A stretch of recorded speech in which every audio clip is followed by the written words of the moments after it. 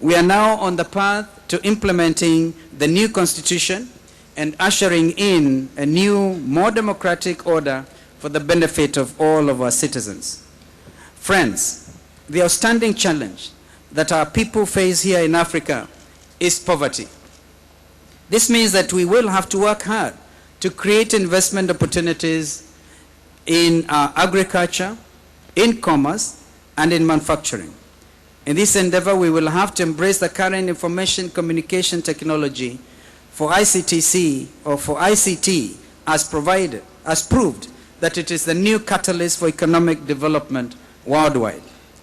And in all this national development effort, it is worthy to remember that our work and calling are not different from the example set by Nehemiah. And I'm so happy that the book, we got a reading from the very first chapter of the book of Nehemiah, who undertook to repair the broken walls of Jerusalem so as to restore dignity, prestige, and security of the city, and indeed of his people. While on the subject of national development, dear friends, allow me to share with you another of our present experiences in providing leadership for our people in Kenya. Although we began to realize the gains of democratization at the beginning of the 1990s, the pangs of poverty continued to afflict many. And while the new leadership in government following the 2002 elections initiated some positive anti-poverty programs, a more radical approach to the subject became compelling in the subsequent years. And so, in May 2008, the Grand Coalition government, Grand Coalition, in fact, was, I think, used for the first time in Africa, in Kenya. I'm sure you do know that our country nearly came to grief following the elections of 2007.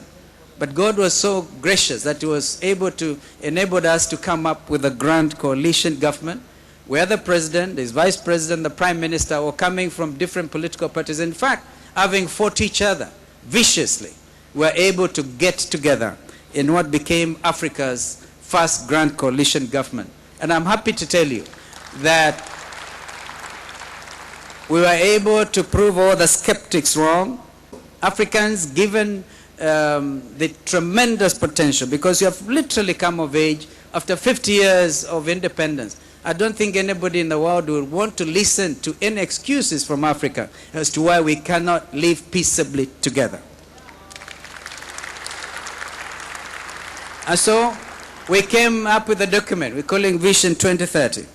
This is a comprehensive national development blueprint that is formulated to guide the country to be able to achieve middle income status by the year 2030. And we are truly doing the best we can. It is pleasant to note that more and more countries on the continent have continued to unveil their visions. I want to be able to conclude my remarks, dear friends, this morning by saying that God has a plan for each one of us, whether we are nations, corporate entities, and I think more importantly, as individuals, because God does respect your ability to be able to wake up in the morning and make reference to Him and be able to pray. God has a plan for us as families and as nations on earth, a plan that is geared towards the realization of His own purpose and His own will. And so, may I announce here, and further to what the preacher was able to promulgate this morning, making the Jubilee Declaration, that God has a plan for Nigeria, and it can only be a good plan, a perfect plan to bring about prosperity to this great country.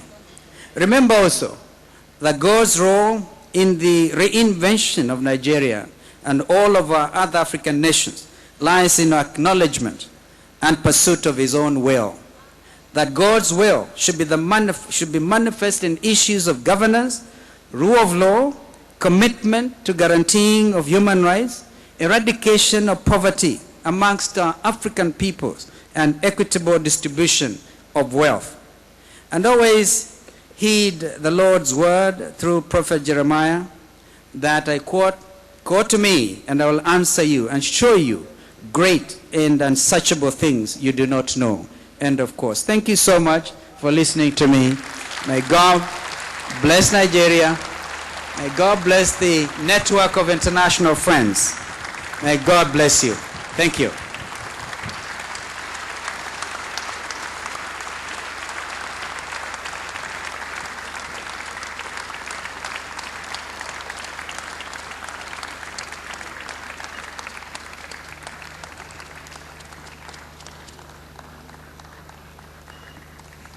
Please keep on clapping.